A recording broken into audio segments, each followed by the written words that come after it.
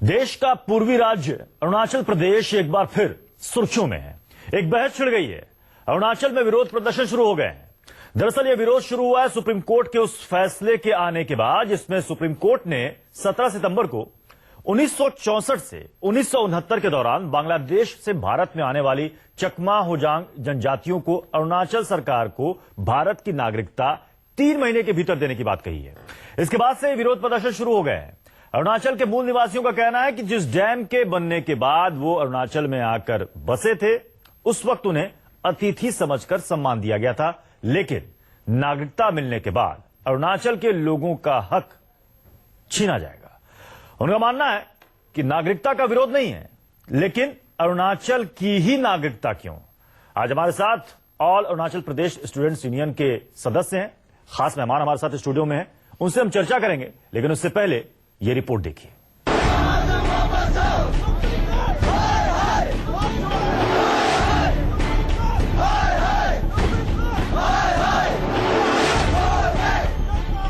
देश के पूर्वी राज्य अरुणाचल प्रदेश में सुप्रीम कोर्ट के एक फैसले पर बहस छिड़ी है। दरअसल सुप्रीम कोर्ट ने चकमा और हाजोंग जनजातियों की नागरिकता को लेकर 17 सितंबर को एक बड़ा फैसला सुनाया, जिसमें केंद्र और अरुणाचल सरकार को सुप्रीम कोर्ट ने निर्देश दिया कि चकमा हाजोंग जनजाति को 3 महीने के भीतर भारत की नागरिकता दे दी जाए। इस फैसले के आने के बाद से ही पूरे अरुणाचल प्रदेश में विरोध प्रदर्शन शुरू हो गए। विरोध में बढ़ चढ़कर हिस्सा ले रहे all Arunachal Pradesh student union का कहना है कि नागरिकता सही, लेकिन इसको बसाने के लिए अरुणाचल प्रदेश ही क्यों। पर्टिकुलरली जितना जो 3 MP जो है हमारा बॉयस है, वो हमारा ग्रीवेंसेस को दिल्ली में बताना चाहिए। 3 MP से भी मेरा यही दरखास्त है, अगर आप हमारा वॉइस को आप दिल्ली लेवल तक अगर आप फोकस नहीं कर सकने से you should leave the chair. Chakma Hajong वही जनजाति है जो 1960 में भारत में बन रहे कप्ताई डैम की वजह से बांग्लादेश में विस्थापित होकर अरुणाचल में आ गए थे और जिसके बाद से वो लगातार अरुणाचल प्रदेश में ही रह रहे हैं। सुप्रीम कोर्ट ने चकमा हाजोंग जनजातियों को नागरिकता देने के फैसले को बिना भेदभाव के जल्द से जल्द लागू करने का केंद्र सरकार और अरुणाचल सरकार को निर्देश दिया है, लेकिन विरोध कर रहे all Arunachal Pradesh student union का कहना है कि नागरिकता का विरोध नहीं कर रहे, लेकिन सवाल अरुणाचल के मूल नागरिकों के अस्तित्व का है। इसकी नागरिकता के लिए अरुणाचल प्रदेश ही क्यों? क्योंकि पहले से ही 9.5 लाख की आबादी वाला अरुणाचल प्रदेश विकास और बेरोजगारी की समस्या से जूझ रहा है। ऐसे में ये कैसे संभव है कि 1 लाख और चकमा हाजोंग शरणार्थियों कोर्ट ने अपने फैसले में इस बात पर खास जोर दिया और जब ये शरणार्थी भारत आए थे उस वक्त भारत सरकार ने इनके पुनर्वास की बात कही थी। ऐसे में इनके साथ भेदभाव नहीं किया जा सकता। बेशक सुप्रीम कोर्ट के फैसले पर सवाल उठाना ठीक नहीं है, लेकिन सरकार को भी इस बात की ठोस गारंटी देनी होगी कि चकमा हाजोंग जनजातियों की नागरिकता से अरुणाचल के मूल निवासियों के अस्तित्व पर कोई खतरा नहीं होगा। तो ये रिपोर्ट आपने देख ली, जिसमें चकमा होजांग जनजातियों को लेकर कहा गया है सुप्रीम कोर्ट की तरफ से कि 3 महीने के भीतर अरुणाचल प्रदेश की नागरिकता इन्हें दी जाए। लेकिन एक तरफ जहां पर इसका कुछ लोग समर्थन कर रहे हैं, तो कई लोग हैं जो कि इसका विरोध भी कर रहे हैं। हमारे साथ स्टूडियो में मौजूद हैं all Arunachal Pradesh students union के मेंबर्स। हमारे साथ हैं गुमजुम हैदर जी, जो कि चेयरमैन हैं चकमा होजांग इशू कमेटी आपसू के। हमारे साथ कामता लापुंग जी हैं, जो कि प्रेसिडेंट हैं आपसू के। बीरू नस्सी जी हैं, जनरल सेक्रेटरी हैं आपसू के। तानिया आगू जी हैं, जो कि स्पोक्स पर्सन है आपसू के, और साथ ही तोबोम दाई, जो कि मेंबर हैं आपसू के। गुंजुम हैदर जी, सुप्रीम कोर्ट के इस निर्देश में आपको क्या ऐसा लगता है कि आप लोगों की मांग यहां पर ठीक तरीके से नहीं रखी गई? क्या आप अरुणाचल प्रदेश की नागरिकता, जो कि चकमा होजांग जनजातियों को देने की बात सुप्रीम कोर्ट कह रहा है, आप उसके खिलाफ हैं, या फिर आप चाहते हैं कि उनको नागरिकता मिले लेकिन अरुणाचल की नहीं? सुप्रीम कोर्ट ने जो डिसीजन दिया है, जो ऑर्डर दिया है, उनका हम विरोध नहीं करते हैं। उनके पास में, गवर्नमेंट ऑफ इंडिया के पास में अगर जमीन है अवेलेबल, कहीं पे भी दे दे, लेकिन ये अरुणाचल एक प्रोटेक्टेड स्टेट है। Inner line permit Bengal eastern frontier regulation के तहत 1873 में जो ब्रिटिश का समय में वो एक लॉ बनाया था, उसको भारत आजादी मिलने के बाद वो लॉ को यहाँ ट्रांसफर करके अरुणाचल प्रदेश को एक प्रोटेक्टेड स्टेट का दर्जा दिया गया। तो ये अप्लाई होता है कि अरुणाचल में जितने भी जो बाहर से अदर देन इंडिजिनियस कम्युनिटी, उसको छोड़ के जो भी अरुणाचल में आता है उनको एक परमिट लेके आना होता है। ये चाहे विदेशी हो या हमारे भारतीय हो, भारतीय होने के बावजूद भी ये परमिशन को लेके आना पड़ता है। फिर तो ये चकमा हजंग जो है वो तो फॉरेनर्स है, बांग्लादेशी है, और उसको वहां में बसने का कोई ये नहीं है, परमानेंट सेटलमेंट का तो बात ही नहीं है, सवाल ही पैदा नहीं होता है। तो इस हिसाब से हम लोग बोल रहे हैं कि अगर आपके पास में जमीन है कहीं दूसरा जगह में, तो कहीं दूसरी जगह इनको बसाया जाए। दूसरा जगह में बसाया जाए। लेकिन बिरू नसीर साहब, ये तो कई सालों से रहते आ रहे हैं। 1964 टू 1969 के बीच में एक बड़ी आबादी बांग्लादेश से यहां पर आई रिफ्यूजी के तौर पर, और आपके प्रदेश में सालों से मेहमान के तौर पर रह रही है। क्या आप अचानक से ऐसा कह सकते हैं कि मेहमान तुम इस जगह को छोड़कर चले जाओ, जबकि सुप्रीम कोर्ट ये कह रहा है कि इनको यहां की नागरिकता मिलनी चाहिए? जी, हमने मेहमान नवाजी में हमने कोई कसर नहीं छोड़ी है। पिछले 50 सालों से हमारे अरुणाचल के वासियों ने उनको मेहमान की तरह से, हमने उनको पूरा अतिथि सत्कार के साथ उनको रखा है। लेकिन अब बात ये हो गया है कि ये मेहमान जब हमारे घर को लेना चाहते हैं तो हम उनको कैसे माने, इस बात को कैसे माने। इन लोगों का कहना है कि अरुणाचल एक काफी बड़ा राज्य है। तो मैं ये सवाल सबसे कहना चाहता हूँ कि घर अगर आपका बहुत बड़ा हो गया तो इसका मतलब ये नहीं कि आप किसी को भी अपने घर में रहने दें। हमें अपने परिवार लोगों की भी चिंता रहती है, और इसलिए हम इनका विरोध भी कर रहे हैं, क्योंकि इनका जो स्वभाव है, क्रिमिनल जो मेंटालिटी है इनका, इनको लेके हम जो है काफी चिंतित है, हमारे लोग काफी चिंतित है। पिछले 50 सालों से उनकी काफी सारी गतिविधियां हैं, जैसे कि उन्होंने अरुणाचल में आज तक, अरुणाचल के ग्राउंड में कभी आज तक कोई अंडरग्राउंड एलिमेंट्स पैदा नहीं हुआ। लेकिन इन लोगों ने एक बनाया है Arunachal Pradesh deprived peoples front के नाम से। तो इन सब को देखते हुए और बहुत सारे मर्डर्स, रेप्स एंड ड्रग ट्रैफिकिंग्स वगैरह को देखते हुए हम कभी नहीं चाहेंगे कि ये हमारे बीच में और ज्यादा दिन तक रहे। इसीलिए हम इसका विरोध कर रहे हैं। कामता लापुंग जी, सर, इनमें से इस आबादी 1 लाख की तकरीबन आबादी है वहां पर चकमा हजों की, उसमें से कुछ लोगों को वोटिंग राइट्स भी वहां पर मिल गए हैं। तो क्या कहीं ना कहीं ये भी मन में इस सवाल आप लोगों के उठ रहे हैं कि 1 लाख की आबादी में, क्योंकि उस स्टेट में 10 से 12 हजार की वोटिंग पर एक एमएलए वहां से चुना जाता है, तो ये डर लग रहा है कि 1 लाख की आबादी सब कुछ पॉलिटिकल सिस्टम जो है वो बिगाड़ देगी? अरुणाचल में जो खास करके वो बोरदम साहब जो है जेनरिक होता है, उसमें कोई भी कॉन्टेस्ट कर सकता है। वो जगह जो है रिफ्यूजी का डंपिंग एरिया है।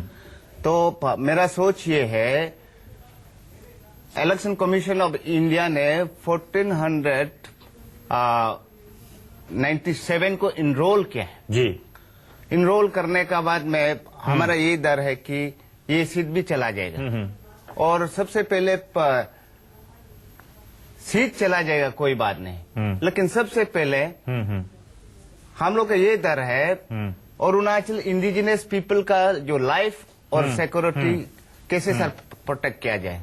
तो मेरा ये मानना है कि गवर्नमेंट ऑफ इंडिया तानिया आगू जी, अब तक ये बड़ी आबादी आपके साथ रहती आई है, अगर इनको वहां की नागरिकता मिल जाती है तो ऐसा क्या बड़ा वहां पर बदलाव आ जाएगा? ये कहा जा रहा है कि डेमोग्राफी बिल्कुल बदल जाएगी। तो आप क्या ये चाहते हैं कि इनको अरुणाचल की ना मिलकर किसी और प्रदेश की नागरिकता दे दी जाए? हमारे राज्य में अरुणाचल में हमारे 100 से ऊपर हमारी जो ये जनजाति है, अगर इस चकमा हजों को इस वक्त अगर हम उनको ये इंडियन सिटीजनशिप दे देंगे तो वो छोटे नंबर पर पहुंच जाएंगे। तो जैसे पहले हमारे जो वीरू नासी ने कहा था कि हमने अपनी मेहमान नवाजी में कहीं कसर नहीं छोड़ा है। जब हम मेहमान जब हमारे घर में मालिक बनने के लिए जब आएंगे तो ये कोई भी इंसान मानने को तैयार नहीं होगा, और डेमोग्राफी में काफी चेंज आ जाएगा। और चेंज इस प्रकार का आएगा कि वहाँ के जो निवासी है, होम ग्राउंड जो पीपल है, उनको काफी इफेक्ट होगा। जो डिसएडवांटेज होगा हमारे लोकल्स को काफी हद तक होगा, जिसका हम कल्पना भी नहीं कर सकते हैं। जी, तो बोमदाई जी, क्या आपको लग रहा है कि इससे काफी बदलाव आ जाएगा? और आप लोगों के हवाले से ही एक खबर भी आई थी कि अगर हमारी मांगों को नहीं सुना गया तो हम चीन की भी मदद ले सकते हैं। इसका क्या मतलब निकाला जाए? Not exact, but it's not exactly China, but we have to see that when our government, our state government, our union government cannot protect the indigenous people of this state. हमारा अंदर तो कूट के भरा हुआ है पेट्रोटिज्म। हम तो बार बार बोल रहे हैं कि हमको अपने घर पे बेगाने नहीं करना चाहिए। इन स्पाइट ऑफ दैट अगर गवर्नमेंट ऑफ इंडिया अगर ये चाहता है कि अरुणाचल वाला जो ट्राइबल पीपल है वो अपने घर में वो हो जाना है, स्ट्रेंजर बन जाना है, तो there will be no options. We have to go to any forum, the international forum, to seek justice. We'll let other people know that this is the injustice being done to our people, ji the indigenous people of the state. Biru नस्सी जी, वहां की जो आम जनता है वो क्या चाहती है? आप लोग तो कह रहे हैं कि ठीक है, नागरिकता की बात आप कह रहे हैं कि उन लोगों को बसाया जाए, आप ये कह रहे हैं कि हमारे मेहमान हैं, और आप ये भी मान रहे हैं कि मेहमान नवाजी में आप लोगों ने कभी कमी नहीं की, सालों से मेहमान नवाजी कर रहे हैं, लेकिन आप कह रहे हैं कि उनको किसी दूसरी जगह बसाया। दूसरी जगह कहां बसाया जाए? अरुणाचल प्रदेश को छोड़ दें तो और कहां बसाया जाए उन्हें? देखिए, जब ये लोग वहां पर आए थे, ये देश के मेहमान थे, और देश के मेहमान मतलब हमारे भी मेहमान, हम सबके मेहमान हैं, तो इसीलिए हमने अपने देश के हिसाब से कोई अतिथि सत्कार में कमी नहीं छोड़ी थी। इसीलिए आज पूरे प्रदेश के लोगों का यही मानना है कि अरुणाचल ने अपने हिस्से की मेहमान नवाजी कर ली है। पिछले 50 सालों से हमने उनके मेहमान नवाजी कर ली है, तो अब बाकी हिस्सों की बारी है कि आप भी इनका मेहमान नवाजी कीजिए। और ये गवर्नमेंट ऑफ इंडिया और सुप्रीम कोर्ट से भी हमारी यही दरख्वास्त है कि आप उनको कहीं और पे बिठा दे। भारत एक काफी बड़ा देश है, और उसी के अंदर वे अरुणाचल ही क्यों, कई सारे प्रदेश हैं जहाँ पर आपको काली जमीन मिल जाएंगे, तो वहीं पे बेच दीजिए उनके। तो सवाल है कि क्या आपको लगता है कि केंद्र सरकार, राज्य सरकारों ने इस मसले को जो कि सालों से चला रहा है, इसको गंभीरता से नहीं लिया? इस सवाल पर हम आएंगे। हमारे साथ तमाम खास मेहमान मौजूद हैं। गुंजुम हैदर जी, सवाल है कि क्या अब तक जो राज्य सरकारें वहां पर रही हैं और वर्तमान जो सरकार है और केंद्र सरकार, कभी भी इस मसले को उन्होंने गंभीरता से नहीं लिया, या फिर आप लोगों की जो मांग है, जो पॉइंट्स, जो इश्यू आप यहां पर रेज कर रहे हैं, उसको सही तरीके से वहां पर डील नहीं किया गया? तो इन्फॉर्म कंसर्न जिसको बोलता है, इन्फॉर्म कंसर्न जो लेना चाहिए था वो गवर्नमेंट ऑफ इंडिया ने लिया नहीं, उसको वहां में बिताने से पहले, पहली बात। तो दूसरी बात यह है कि इलेक्शन कमीशन ऑफ इंडिया ने 2004 मार्च में एक ऑर्डर पास किया कि 1479 चकमा हजोंग जो अरुणाचल में बसा है, उनको इलेक्टोरल रोल में चढ़ाया जाए। जबरदस्ती सारा नियमों का उल्लंघन करते हुए फॉरेनर्स को इलेक्शन कमीशन बोल रहा है कि उसको बिताना चाहिए। हमारे ऑब्जेक्शन, यानी कि आप लोगों का ये कहना है कि आप लोगों का अपना हक जो वहां पर रह रहे हैं अरुणाचल के लोग, उनका छीन जाएगा? बिल्कुल नहीं, एक बड़े पॉपुलेशन को, 1 लाख की आबादी को, जिसको आप कह रहे हैं कि रिफ्यूजी है, दे आर फॉरेनर्स। अपने दर्शकों को बता दें कि आज इस मसले पर हम चर्चा इसलिए भी कर रहे हैं कि अरुणाचल के एक बड़े भूभाग पर चीन अपना दावा करता रहा है। अब सवाल यह है कि इस मसले का हल कैसे निकले? आपसे जानना चाहेंगे वीरू जी, आपके पास कोई है ऐसा सोल्यूशन जिसका हल निकल जाए मिल बैठकर?